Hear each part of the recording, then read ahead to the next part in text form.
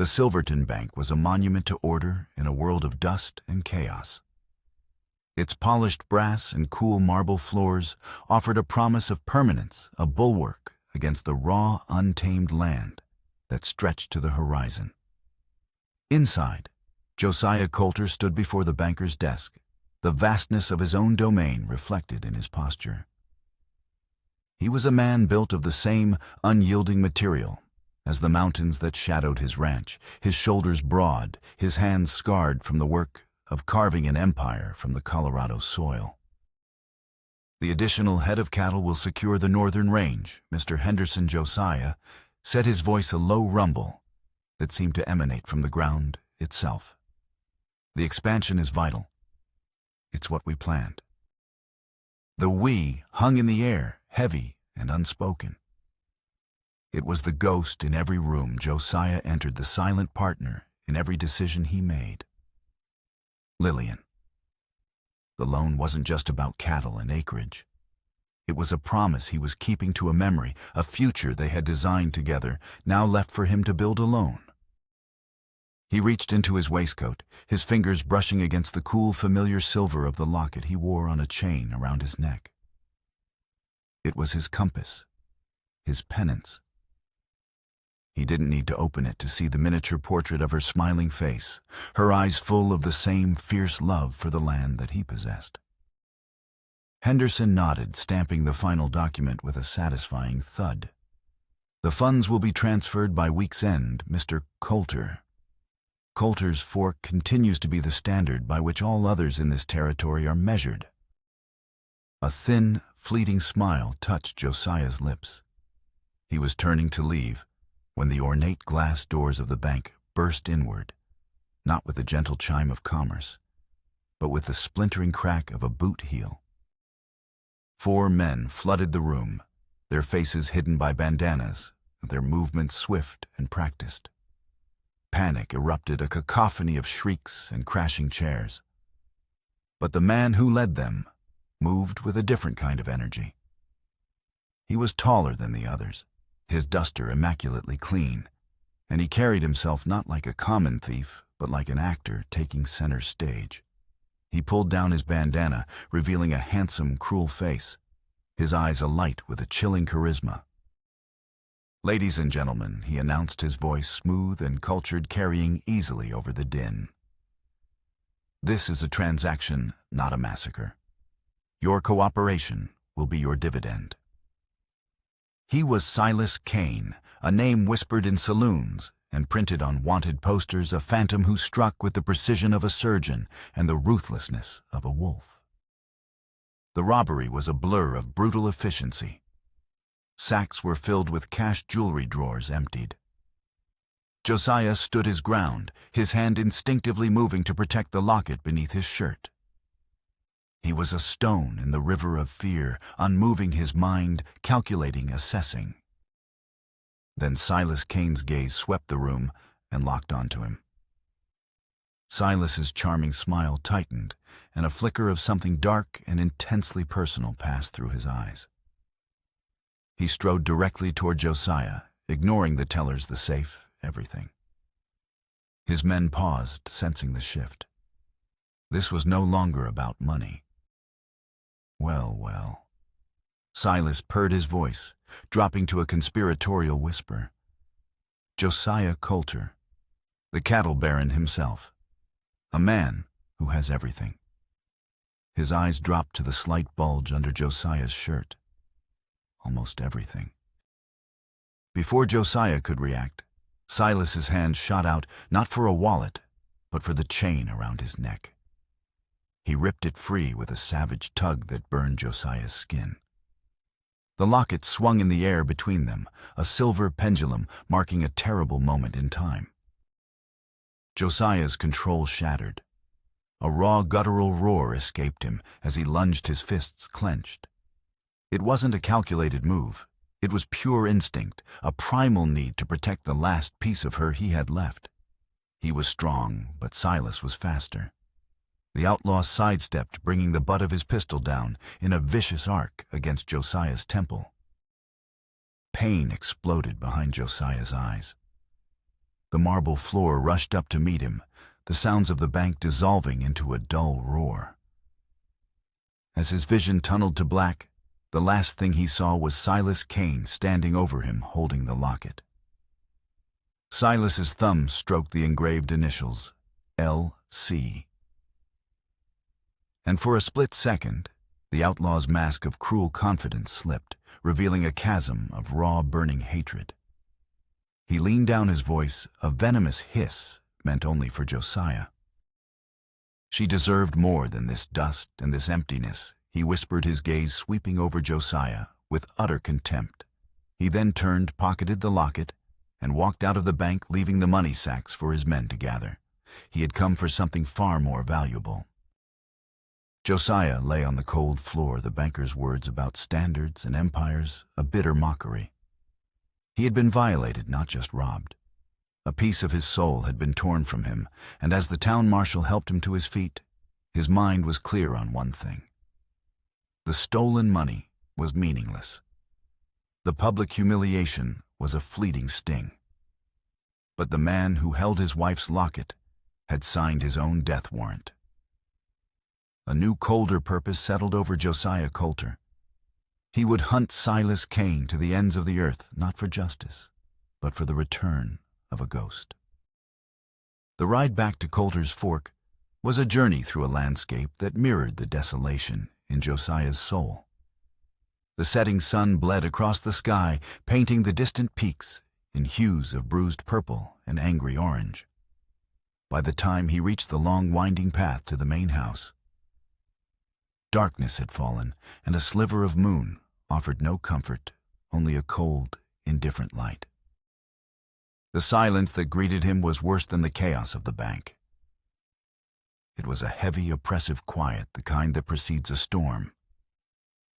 As he dismounted, handing the reins to a stable hand, he could already feel it, the tension that radiated from the great timber house.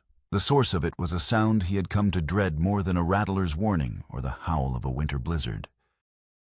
It began as a single piercing wail, and then another joined it, and another, until the air was filled with the chorus of his children's sorrow. 6 tiny souls, the legacy Lillian had left him, were crying in unison. It was a sound of pure, unquenchable grief, a nightly ritual that had become the heartbeat of his empire. He pushed open the massive oak doors and stepped inside.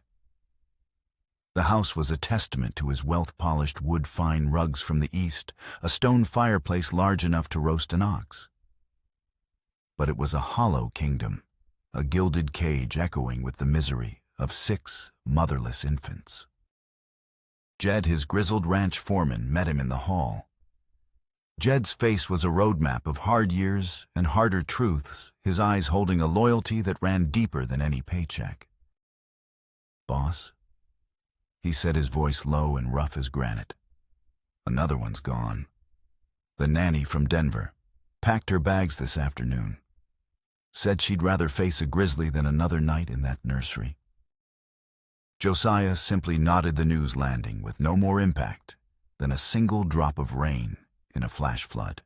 He was numb, the assault in the bank having stripped him of any remaining capacity for surprise or disappointment. "It's the silence they can't stand," a sharp voice cut through the hall. Tabitha Crow, the housekeeper, emerged from the shadows. She had been with the family for 20 years, a woman whose stern propriety was a shield for a heart knotted with a bitter, unrequited devotion to her master. Her loyalty was a possessive, suffocating thing. They hear the quiet for an hour and think a miracle's happened. Then the storm breaks again, and it breaks them.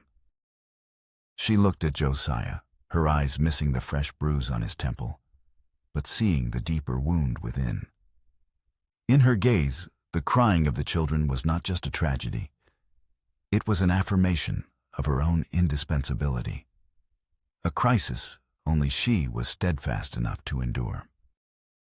Josiah walked past them both, his boots heavy on the floorboards, and climbed the grand staircase. The wailing grew louder, a physical force that seemed to push against his chest. It was a constant living reminder of his failure to protect Lillian from the fever that took her, and his failure to provide a shred of comfort to the children she had left in his care. He pushed open the nursery door, and the sound was overwhelming. 6 cradles carved from the finest cherry wood were lined up like tiny coffins. In each one, a small body writhed, a face red and contorted with a sorrow too vast for such a small vessel. He was a titan of the frontier, a man who could command 1,000 head of cattle with a single shout. Yet before these 6 cradles, he was utterly powerless. His gaze fell upon an empty rocking chair in the corner, Lillian's chair, and the loss was a physical blow. He saw her there, her face serene, humming a soft tune. The image was so vivid, it stole his breath. Then it was gone, replaced by the stark, unbearable reality of the empty chair and the ceaseless crying. He turned and fled, retreating to his study. He poured a whiskey, the amber liquid doing nothing to dull the edges of his pain. The external world had dealt him a violent blow today, but it was nothing compared to the internal siege he faced every single night. The locket was gone. Lillian's sound was gone, replaced by this terrible, endless lament. His empire, his legacy, felt like a sprawling, open-air prison of his own making. He slumped into his leather chair, the glass heavy in his hand, and listened to the sounds of his crumbling world. Days bled into a week, and the rhythm of despair at Coulter's Fork remained unbroken. Another nanny was hired, a stern woman from back east with impeccable references, and she lasted less than 48 hours. The nursery remained a vortex of sorrow. Josiah's hunt for Silas Kane had stalled before it had even begun. The outlaw had vanished, as if the earth had swallowed him, leaving a cold trail and a string of baffled marshals in his wake. It was into this hopeless atmosphere that Phoebe Shaw arrived. She was not a nanny, but a kitchen hand hired to replace a girl who had left to get married. She was quiet to the point of being invisible, a slip of a girl with dark, watchful eyes, and a past as unknown as the far side of the moon. She moved through the great house like a ghost, performing her duties with a silent efficiency that drew no attention. Tabitha Crow assigned her the most grueling tasks, scrubbing the great cast-iron pots, tending the kitchen fires, as if trying to scour the very presence of the newcomer away. Then came a night when the world fell silent. It was well past midnight. The moon was a sliver of bone behind the jagged peaks, and the house was still. Josiah was in his study, the whiskey bottle his only companion, when he realized it. The crying had stopped. All of it. The usual chorus of infant despair was gone, replaced by a quiet so profound, so absolute, it was more jarring than the noise. This was not peace. It was an alarm, an absence that screamed of tragedy. His heart hammered against his ribs as he bolted from the chair.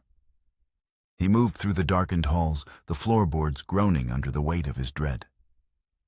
He expected the worst, a final, terrible end to the 9 months of suffering.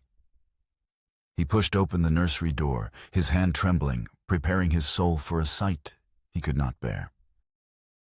But what he found was not a tragedy. There, in the soft glow of a single lantern, was a makeshift bed of blankets on the floor. Upon it, nestled together, like wintering birds, his 6 children slept. They slept with a tranquility he had only ever seen on their mother's face, their tiny chests rising and falling in a gentle, even rhythm. And in the center of this impossible peace lay Phoebe Shaw. She was asleep too, her body curled in exhaustion, her simple dress rumpled. The small, fragile hand of his youngest son Samuel was curled tightly around her finger. For a long moment, Josiah could not breathe. It was as if the sun had risen in the middle of the night. A wave of relief so powerful it threatened to bring him to his knees. But he was not alone. Tabitha Crow stood in the shadows beside him, a sentinel of propriety. She did not see a miracle. Her gaze, cold and sharp as winter ice, was fixed not on the peaceful children, but on the sleeping girl. In her eyes, this was not an act of kindness. It was an act of transgression. The young kitchen maid had dared to step far beyond her station to succeed where her betters and where Tabitha herself had failed. The audacity, Tabitha whispered, her voice a venomous hiss. To bring herself into the family's private sanctum, she must be dealt with. In the chilling silence of the nursery, Tabitha's disapproval was a poison that began to seep into the air, promising that this newfound peace would not last. The miracle had arrived, but a storm of human pride and jealousy was gathering just beyond the door. The fragile peace of dawn was shattered by the cold steel of social order. True to the unwritten laws of the frontier and subtly guided by the venomous satisfaction in Tabitha Crow's whispers, Josiah Coulter reasserted his authority. He summoned Phoebe from the kitchens, not with the gratitude that churned in his gut, but with the stern command of a master to a servant. In the great hall before the assembled staff, who had all heard tales of the silent night, he delivered his reprimand. His voice, usually a low rumble of command, was clipped and cold, each word a stone cast to build a wall between them. "Your duties are in the kitchen, Miss Shaw."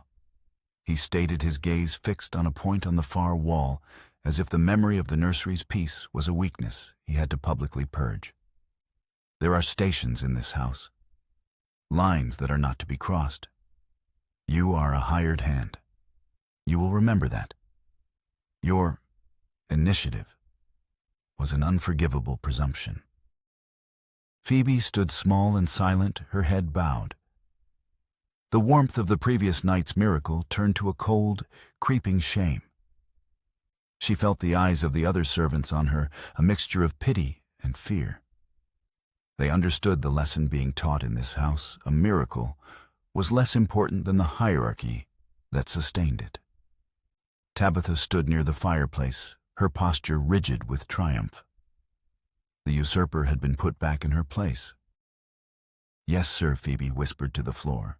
She accepted the dressing down with a quiet nod and retreated to the steam and shadows of the kitchen, her heart a leaden weight in her chest. But destiny has little regard for the hierarchies of men. Later that day, a new crisis descended. The fragile health of little Samuel, the smallest and weakest of the children, took a sudden, violent turn. A fever seized him, a merciless fire that burned through his tiny body, turning his skin a mottled red, and his lips a terrifying shade of blue. His breaths were shallow, ragged rasps, a sound that cut through Josiah's soul with the sharpness of a knife. This was not the cry of hunger. It was the sound of a life flickering in the wind. Tabitha bustled about with damp cloths and hushed prayers, her usual efficiency dissolving into a frantic, useless panic. Josiah sent the fastest rider for Dr. Alistair Reed in Silverton. But they all knew the truth. The doctor was hours away, a journey that might as well be a lifetime.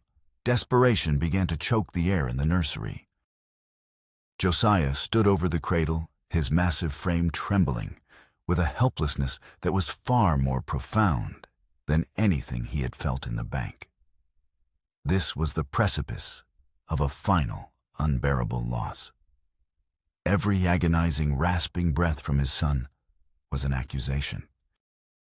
It was in that moment of absolute despair, when pride and station were burned away by fear, that his eyes met those of a stable hand hovering in the doorway. The boy's terrified gaze flickered toward the kitchens, and an unspoken truth passed between them. There was one last resort. Swallowing the bitter taste of his own words from that morning, Josiah turned. He strode to the kitchens, the sound of his boots echoing his urgent, desperate heartbeat. He found Phoebe scrubbing a large pot, her knuckles raw, her face a mask of quiet sorrow. He did not need to speak. She saw the raw terror in his eyes, and she knew. Without a word, she dried her hands on her apron and followed him back to the nursery. The air in the room was thick with the scent of sickness and fear. Tabitha shot her a look of pure venom, but Phoebe's gaze was only for the child. With a serenity that seemed to come from some deep, hidden well within her, she gently lifted Samuel from the sweat-soaked linens. The child was burning to the touch. Cradling him to her chest, she began to hum. It was a low, ancient melody, utterly alien to the harsh angles of the ranch house. It was a tune woven from the whisper of wind through canyon pines and the gentle murmur of a river over smooth stones. As she sang her soft voice filling the suffocating silence, Josiah's eyes caught a detail he hadn't noticed before. On the inside of Phoebe's wrist as she rocked his son was a faint birthmark, a delicate swirl of 3 interconnected lines. It stirred a distant, nagging memory of a drawing in one of Lillian's books on the old Ute legends of the valley. The melody deepened. The frantic, shallow gasps of the child began to soften to find a rhythm. The violent flush on his skin began to recede like a tide pulling away from the shore. The fever was breaking. Before the astonished eyes of Josiah and the disbelieving glare of Tabitha, the miracle was happening again. As Samuel's breathing settled into the peaceful cadence of true sleep, Josiah Coulter looked at the kitchen girl holding his son, and the world he had built on rules and power and property fractured. He saw not an employee who had overstepped her bounds, but a force of nature cradling his son's life in her hands. The fever did not return. The nursery, once the epicenter of the ranch's grief, was transformed into a quiet sanctuary. It was now Phoebe Shaw's world. By unspoken decree, her duties in the kitchen were forgotten. She moved into the small room adjoining the nursery, and her days became a tapestry, woven from the 6 small lives entrusted to her. She learned the quiet solemnity of Samuel, the boisterous curiosity of Thomas, the gentle nature of Peter, and the inseparable bond of the triplets, Anne Mary and Catherine. Under her care, the children began to thrive. This transformation, however, did not extend to the rest of the great house. A chill emanated from Tabitha Crow, a palpable cold front of resentment. She saw every coup the children made for Phoebe as a personal slight, every moment of peace, a testament to her own inadequacy. She waged a war in whispers and disapproving glances, a relentless campaign to remind Phoebe that she was an outsider, a temporary fixture whose mysterious gift was an unwelcome disruption. Josiah, too, was a watcher. He found himself drawn to the nursery, standing in the shadows of the hallway, observing this quiet girl who had single-handedly accomplished what all his wealth and power could not. Gratitude warred with a deep, instinctual suspicion. Where did this power she possessed come from? He was a man who understood the world in terms of assets and liabilities, and Phoebe Shaw fit into no known category. He needed to believe it was a skill, something that could be learned and controlled, not some unknowable force that had simply walked in from the wilderness. One afternoon, searching for heavier wool blankets as a cold snap descended from the mountains, Josiah led Phoebe to the sealed room that had been Lillian's private sitting area. It was a place he rarely entered, a shrine preserved in dust motes and the faint, lingering scent of lavender. As Josiah retrieved a heavy trunk from a closet, his back to her, Phoebe's hand drifted out as if guided by an unseen current, and came to rest on a small, intricately carved wooden bird perched on the mantelpiece. It was merely a piece of smoothed, weathered pine, but her touch was one of profound, almost painful familiarity. Josiah turned a blanket in his arms and saw the look on her face. It was not mere curiosity. It was recognition. Lillian loved that thing. He said, his voice rough with emotion. It was a gift. From an old Apache artisan who camped near the valley one summer years ago. A reclusive soul Lillian befriended. He was known among his people as a keeper of the old songs. He paused, the words catching in his throat. Songs said to soothe fevers and quiet troubled spirits. The air in the room grew thick and still. The lullaby, the birthmark, and now this. The pieces of Phoebe's past were not just a mystery. They were deeply, inexplicably intertwined with the very woman whose absence had caused all this pain. That evening, he summoned her to his study. The fire crackled in the hearth, casting long dancing shadows on the walls. He watched her as she stood before his great oak desk, her hands clasped, her gaze steady. The time for observation was over. He could not send her away. She was as essential to his children now as the air they breathed. But he had to cage the miracle, to bind it to his will. He laid out his proposition, his voice low and devoid of warmth, the voice of a man making a transaction. He would give her a permanent position security, a wage that would make her the envy of every servant in the county. "You will have a place here, Miss Shaw," he stated, his eyes boring into hers. "You will want for nothing. But in return, your life as you knew it is over. Your world will be the walls of this nursery. What you were before you came to Coulter's Fork will remain a closed book. From this day forward, your path will be the one I lay before you. These are my terms." He expected her to be grateful, perhaps overwhelmed. But Phoebe simply met his gaze, a quiet strength in her eyes that he hadn't seen before. "My world is already the walls of this nursery, Mr. Coulter," she said softly. "My path is already with your children. I accept." Her simple, dignified acceptance unsettled him more than any negotiation could have. She wasn't a servant accepting a position. She was a queen agreeing to rule her own small, vital kingdom within his. While Phoebe found a profound sense of purpose within the gilded cage Josiah had constructed, a different kind of purpose was festering in a dusty, sun-baked cantina 100 miles to the south. Silas Kane sat at a corner table, a deck of cards in one hand, and Lillian's silver locket in the other. His men drank and laughed, celebrating the spoils of their recent robberies, but Silas took no part in it. He opened the locket. The tiny painted face of his younger sister looked up at him. He saw not the serene woman from the portrait, but the bright, adventurous girl. He remembered, the one who had followed him everywhere, who had believed his every wild story. "Look what he gave you, Lily," he murmured to the image, his voice a low, bitter rasp. A grave in the dirt and 6 squalling mouths to mark the spot. An empire of dust. One of his men, a burly outlaw named Cole, sauntered over. "Still mooning over that trinket, boss. We got more gold than we can carry, and you're fixated on that thing." Silas snapped the locket shut. His charming smile was back, but it didn't reach his eyes. "This, my friend, is not a trinket. This is a message. The first message. The next one will be delivered in person." He stood tossing a gold coin onto the table. "Drink up. We're riding north." It's time Mr. Coulter learned what it truly means to lose something you love. His plan was never just about the locket. The locket was merely the key. His true goal was to burn Coulter's Fork to the ground, to salt the earth of the empire that had in his mind cost him his sister.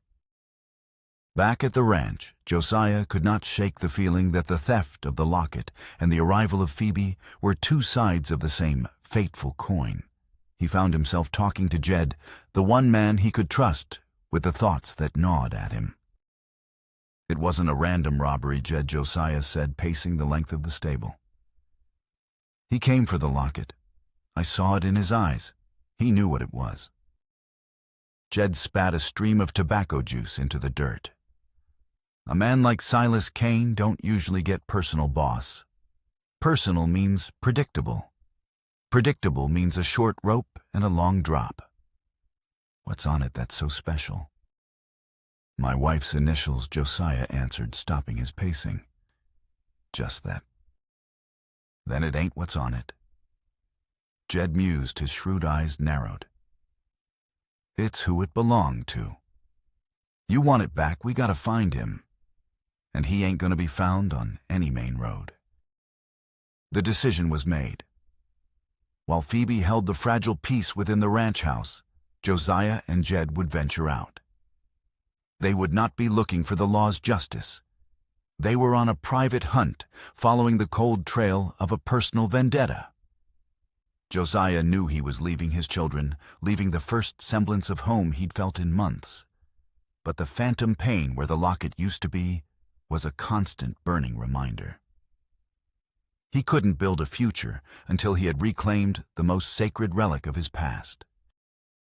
Their search led them into the harsh, broken country south of Silverton, a labyrinth of canyons and mesas, where the law was a distant rumor. For days they followed whispers tracking Silas's gang from one burned-out way station to the next. Finally, a nervous bartender in a dusty settlement gave them a lead, a secluded canyon where Cain and his men were said to lay low between raids. Under the cover of a moonless night, Josiah and Jed tethered their horses and scaled the rocky walls of the canyon, moving with the silence of ghosts. Below a campfire cast a flickering glow on a handful of rough-looking men. And there, near the fire, sat Silas Cain. He was alone, staring into the flames, and the silver locket open in his hand. Josiah raised his rifle, the cold metal a comfort against his cheek. He had him. One clean shot, and this would be over. But then Silas began to speak, his voice carrying on the still night air. He wasn't talking to his men. He was talking to the portrait in the locket. "He never deserved you." Lily Silas whispered, his voice thick with a grief so raw it was almost a mirror of Josiah's own. "I told you he would drag you out to this God-forsaken dust bowl. I told you this land would kill you. He built his kingdom on your bones, and I'm going to tear it all down." Josiah's finger froze on the trigger. Lily. A cascade of memories of conversations with Lillian about her family back east broke through the dam of his grief. She had an older brother, a charming, reckless boy she adored, who had run away from their wealthy home after a bitter fight with their father. She had spoken of him with a mixture of love and sadness, of how he had begged her not to go west with a land-grabbing brute like Josiah. She hadn't spoken his name in years. Silas. The rifle lowered. The world tilted on its axis. This wasn't a random outlaw. This was Lillian's brother. This wasn't a robbery. It was a reclamation. Silas's entire crusade of terror was fueled by a twisted, grief-stricken love for the sister he thought Josiah had destroyed. Josiah stumbled back from the ledge, his breath coming in ragged gasps. Jed caught his arm, a question in his eyes. It's her brother Josiah choked out the words, tasting like ash. The quest for revenge died in that moment, replaced by a terrible, crushing weight of guilt and a horrifying understanding. He wasn't hunting a villain. He was being haunted by a ghost of his own, making a man whose pain was a dark reflection of his own.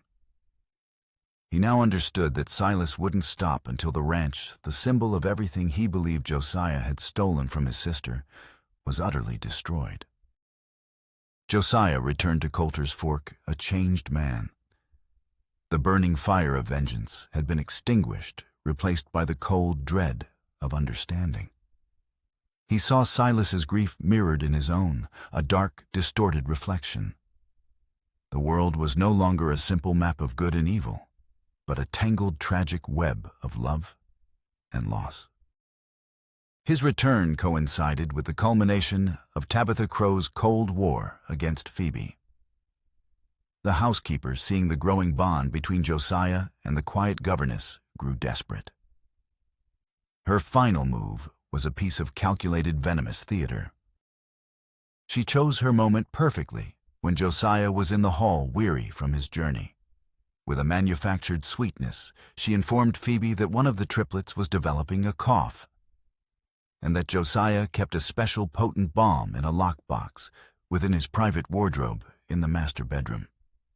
It was a lie, but delivered with such convincing concern that Phoebe, whose world revolved around the children's welfare, did not question it. The master bedroom was a mausoleum of memory. Phoebe felt a profound sense of trespass as she stepped inside. As her hand touched the handle of the large, imposing wardrobe, a sharp gasp came from the doorway. Tabitha stood there, her face a mask of theatrical horror. Her trembling finger pointed to the floor, where a delicate silver and turquoise brooch, Lillian's favorite, a piece Josiah touched every night, lay shattered on the dark wood planks. Before Phoebe could process the scene, Tabitha let out a calculated shriek of alarm that summoned Josiah. He burst into the room to a scene of irrefutable desecration, the broken talisman of his grief, the young usurper standing beside it, and his most loyal housekeeper pointing an accusing finger. For a moment, the world stopped. All of Tabitha's whispers, all of Josiah's own deep-seated suspicions, coalesced into a single terrible certainty. He looked at Phoebe, his eyes blazing with the fire of betrayal. But as the full weight of his fury was about to be unleashed, Phoebe met his gaze. In her eyes, he saw not malice, but an ocean of pure, unadulterated sorrow. A sorrow not for herself, but for him. Her quiet dignity was a shield. In that instant, his rage faltered. His sharp eyes caught a detail that was wrong. The heavy silver brooch lay a full 5 feet from the dressing table, an impossible distance for a simple fall. His gaze flickered to Tabitha, and for a fraction of a second before she could compose it, he saw a flicker of triumphant, venomous glee in her eyes. The veil shattered. He suddenly saw the entire bitter tapestry of Tabitha's loyalty for what it was, a possessive, suffocating jealousy. The enemy was not the girl standing before him. The enemy had been living in his house for 20 years. His voice, when it came, was terrifyingly quiet. He turned his gaze slowly to the housekeeper. "Get your things, Tabitha," he said, each word a nail in the coffin of her lie. "Be gone by sunrise." Tabitha crumbled her feigned horror, melting away to reveal the raw, ugly bitterness beneath. Her dismissal was swift and absolute. After she was gone, a profound silence filled the violated room. Josiah knelt and began to gather the broken pieces. He looked up at Phoebe, the master of the great ranch, looking up at the kitchen girl. The last wall between them was finally, irrevocably gone. "Forgive me," he said, his voice thick with a shame that was years in the making. "I have been so blind." In the days that followed, Josiah found himself confiding in Phoebe not about Silas's identity, but about the weight of his own guilt and the fear that he had indeed brought Lillian to a land that was too harsh for her. Phoebe listened, her quiet presence a balm to his tormented soul. Their bond deepened, forged in shared vulnerability. One evening, as Josiah meticulously worked to repair the shattered brooch, he motioned for Phoebe to come closer. He spoke of its history of the day. Lillian had commissioned it from the wandering Apache silversmith. As he handed her a piece of the silver to admire the craftsmanship, her breath caught. There on the back, almost hidden in the scrollwork, was a maker's mark she recognized not with her mind, but with her soul. It was a delicate swirl of 3 interconnected lines, and the exact same pattern as the faint birthmark on her wrist. A memory flooded her senses, a man with kind eyes and a face the color of rich earth, his hand strong and sure, stamping that very mark onto a piece of glowing silver. The smell of pinon smoke and molten metal. The man was her father. Josiah watched her, and his own pieces of the puzzle clicked into place. He remembered Lillian's story.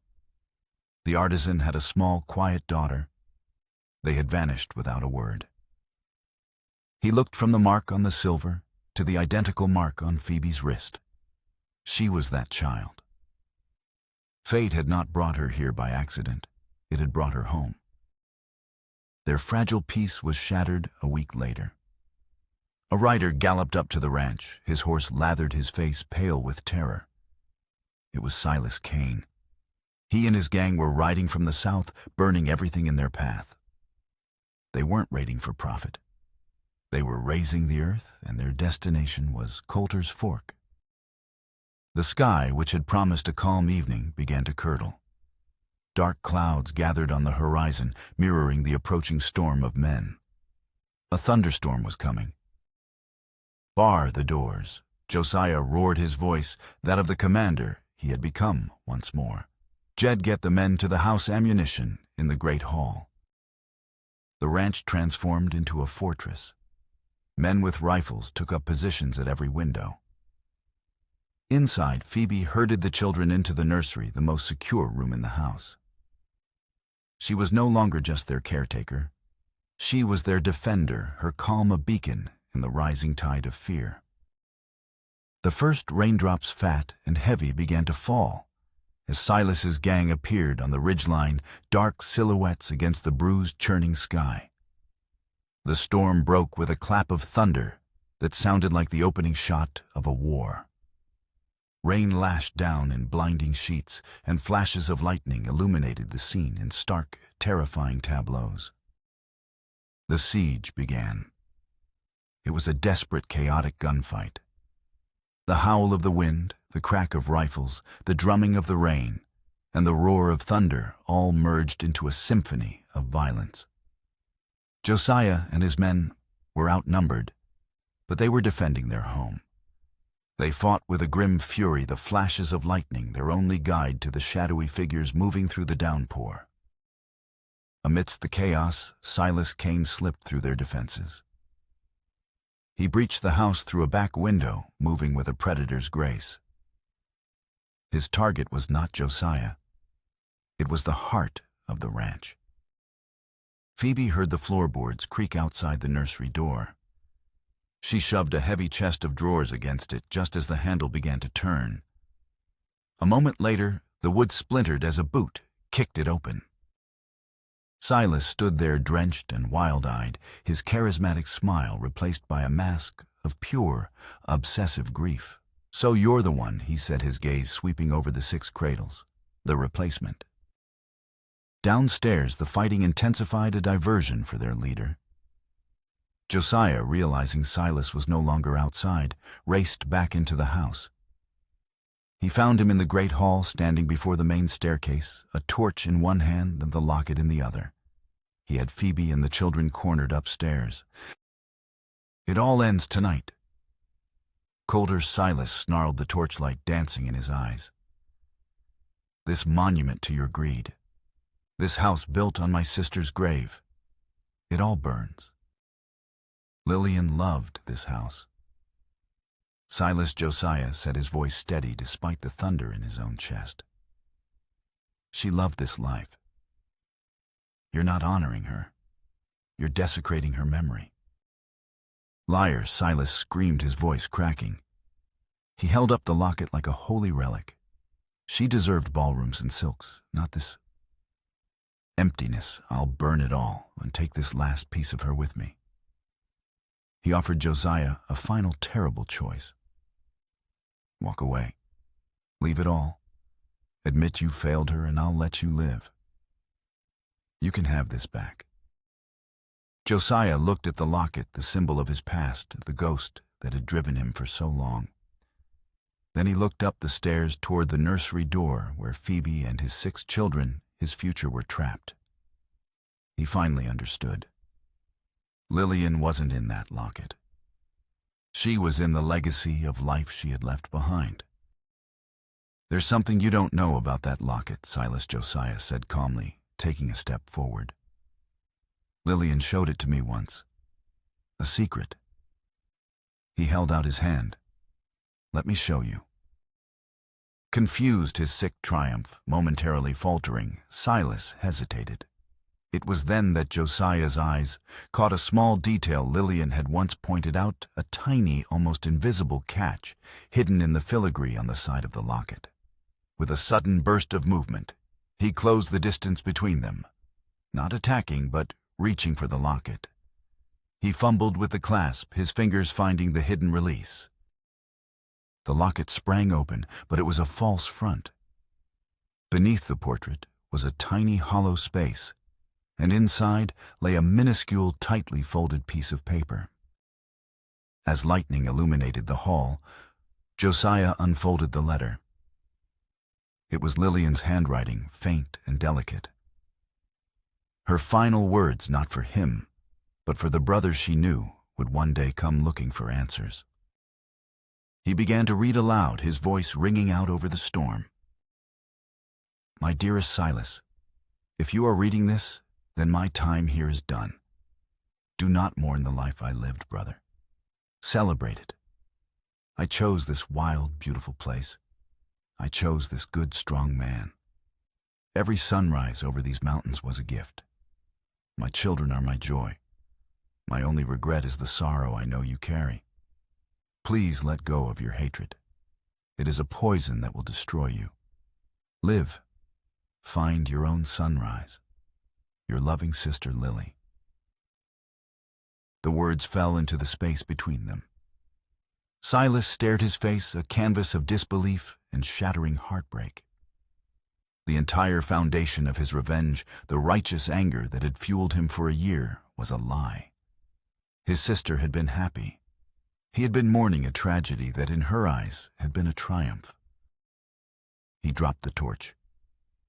His body sagged, the fight draining out of him. In that moment of stunned emotional paralysis, Phoebe acted. She burst from the top of the stairs, not running, but heaving an ornate, heavy vase over the banister. It crashed to the floor behind Silas, a deafening explosion of porcelain and water that broke his trance. He spun around, disoriented. It was the opening Josiah needed. He tackled Silas, a clean, powerful blow that sent the other man sprawling. The fight was over, not with a gunshot, but with the quiet, devastating power of the truth. As Jed and the ranch hands stormed the hall securing the stunned and broken outlaw, the thunderstorm outside began to subside. The rain softened to a drizzle, and a faint, watery light began to seep through the windows. The siege was over. The storm broke, and the rising sun cast a clean, golden light over the damaged but not destroyed ranch. Silas Kane and his men were bound, waiting for the marshal from Silverton. The threat was neutralized. Josiah sat on the porch steps, amidst the wreckage, the locket and Lillian's letter in his hand. Phoebe came and sat beside him, a blanket wrapped around her shoulders. In the quiet of the new dawn, he read the letter again, this time just for her. When he was done, he finally allowed the tears he had held back for a year to fall, mourning not just his wife, but the man her brother could have been. Phoebe didn't speak. She simply placed her hand on his, a silent gesture of shared sorrow and unwavering support. In the days that followed, a new rhythm established itself at Coulter's Fork. It was a rhythm of rebuilding, not just of broken fences and splintered doors, but of a family. The rigid lines of master and governess had been washed away in the storm, leaving only two people united by the children they both loved. The laughter of 6 toddlers now taking their first wobbly steps on the wide porch became the true sound of the ranch. A week later, Josiah took Phoebe and the children to the small hill overlooking the valley where Lillian was buried. A simple wooden cross marked the spot facing the sunrise. The air was cool and smelled of pine after the rain. Josiah held the locket, its silver now polished and clean. Phoebe carried the small wooden bird from Lillian's mantelpiece, the one carved by her own father, a link between two pasts.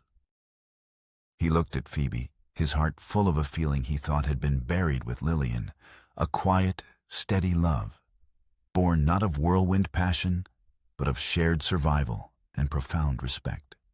He saw his future in her calm, wise eyes. He knelt by the headstone. First, he gently placed the locket upon it, a final peaceful farewell to the ghost he had been clinging to. Then, he took the wooden bird from Phoebe and set it right beside the locket. The two objects, one representing the love that was the other, a symbol of the love that now stood beside him, rested together under the vast Colorado sky. It was an act of merging, of honoring his past while fully embracing his future. He stood taking Phoebe's hand in his, while their 6 children played at their feet, their joyful sounds the only music the valley needed.